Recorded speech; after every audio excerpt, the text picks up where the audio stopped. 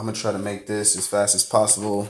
This tutorial is about my 97 Blazer and the 4-wheel drive. And I'm about to show you how to fix it in less than 20 bucks. I've seen a lot of videos on YouTube. They show ways how to fix it the correct way, how Chevy actually did it. But I'm gonna show y'all the way that I did it, because I ain't found no other videos that explain this. And I'm gonna show you how to fix the airflow selector if it's not working, if it's stuck on defrost and down at the feet for the heat. I think that's it. Let me take me one puff, my vape, and we're gonna get to it.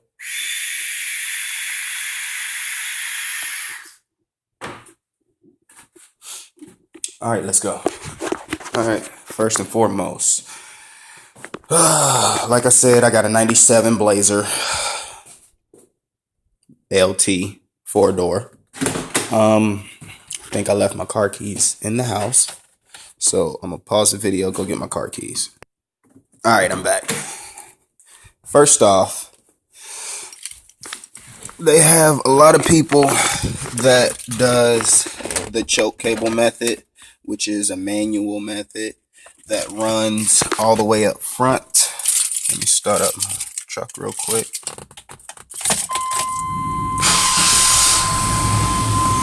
All right, the choke cable method. Let me make sure my music's cut down when it cuts on.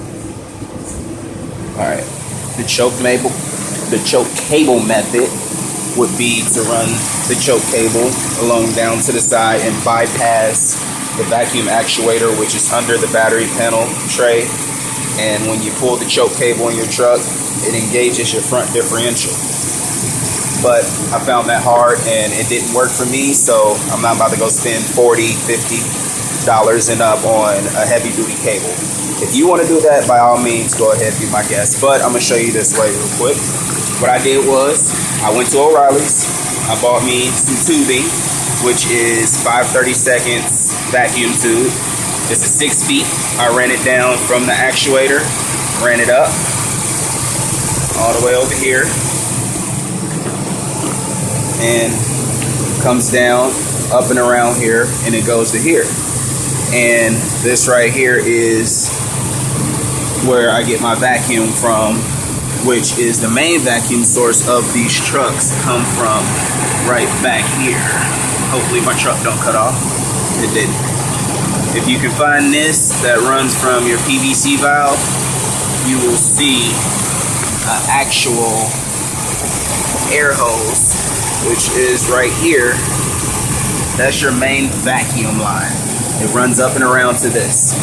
And whenever I want to engage my 4-wheel drive, I take this off. Of course, I know you can hear the vacuum. Got vacuum on it. I will plug this in. Hopefully you can probably hear it engage. Hold on, let me sit this down.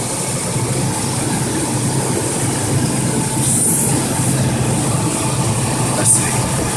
I rock my truck back and forth so it can kick in. And it just kicked in right there. I don't know if you heard it, but it just kicked in. It was like a knock. But I'm gonna take that back off. You can leave it plugged up. I don't recommend leaving it plugged up because your front differential will always be engaged, and always rock your truck back and forth so that the gear slips back out of the front diff. Only reason why I don't recommend leaving that plugged up at all times is, like I said, the front diff stays locked in.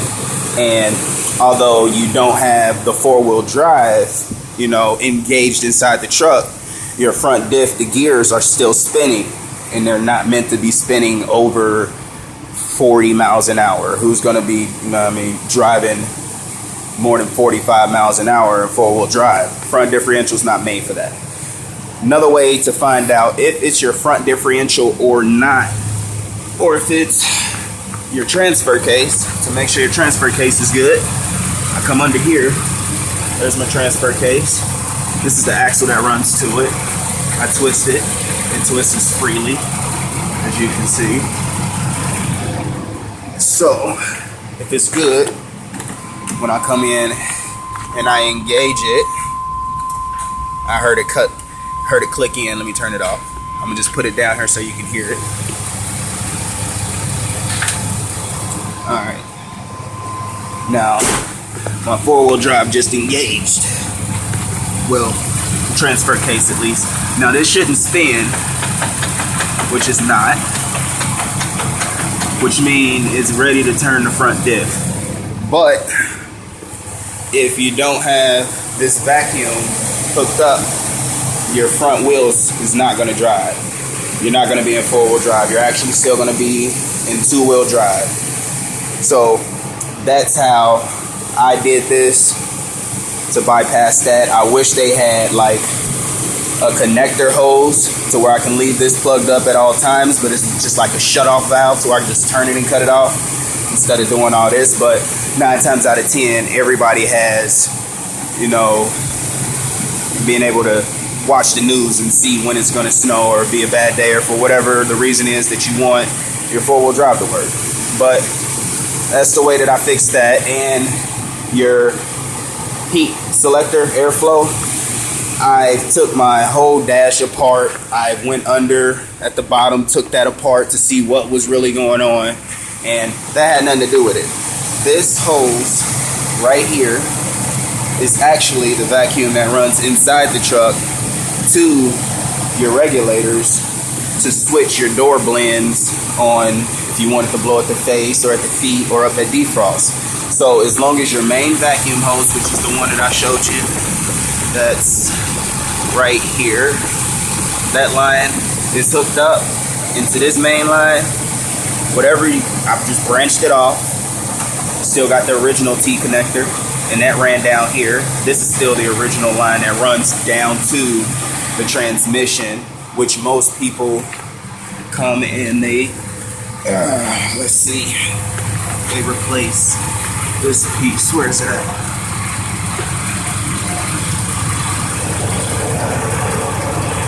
I'm not sure if you can see it, but that piece right there with those plugs coming out, we got like 3 hoses. That's the original way to do it.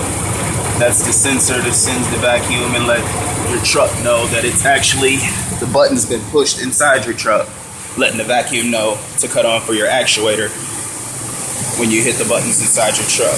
I mean, hopefully this video helps out a lot of people, because I've just been going through a whole lot with this truck, trying to find videos. I Googled it. I did everything I fucking could, and I could not find out how to do this shit for nothing.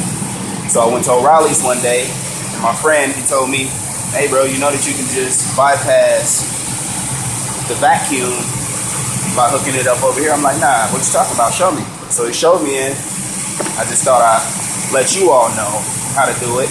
And for proof that you do not want your front diff connected at all times, me and my friend, we went to the goddamn junkyard, and this is what happens when that happens. Hold on real quick, I'm gonna pause it. This right here is what happens if you keep your front diff locked in at all times. This piece right here, I'm gonna try to focus on it. See that? My gear stripped totally out, all the way. And this is the gear that your front diff slides over, which is this piece that engages. When it comes over this, it's supposed to go straight down on it, but you see it stops because it's grinded out. Now I'll show you how it's supposed to go with another good gear. Let's see here. This is how it's supposed to be.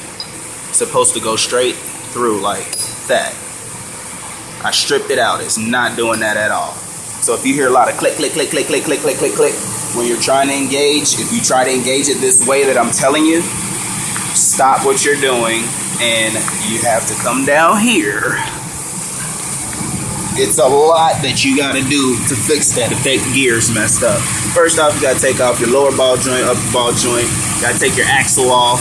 This right here is the main shaft. Oh, I'm leaking. This is the main shaft. This is what you gotta take out. This piece right here, it is, hold on, let's see. I'm trying to figure out a good way to record this. Hold on. All right, there we go. gotta take out this screw, that screw. It's another screw right there.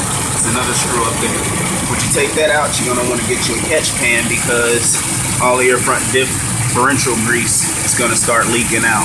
Once you take that out, and you gotta take out that bolt, and that bolt, you gotta have another like open-end wrench up at the top to hold the top nuts for these two.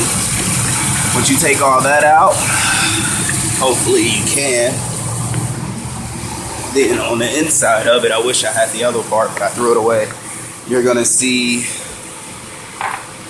this gear is gonna be the gear that goes into the front diff and turns your front left tire. And this gear is gonna be sitting this way. This gear is gonna sit on top of it that way. And basically what happens is once that vacuum hits that actuator, let's see, okay, never get this. This is going to slide down over top of that gear and this gear, hopefully. Just like that.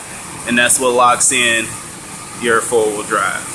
Once you take the vacuum hose off, it slides up so that other gear can spin freely. But if you keep it locked in like that at all times, I'm telling you, you're gonna fuck it up like I did, and I had to spend like 5 hours at the junkyard trying to get it out of a good car. And actually, you can see I had to take it out of 2 different cars. So it was like 6.5 hours. So that's the method that I used. I didn't know that this video was gonna be this long. Sorry, but at the same time, I try to be as descriptive as I can to help you all out. And that's about it, man. Like, subscribe, and put your comments, and I'll try to answer them to the best of my abilities. All right.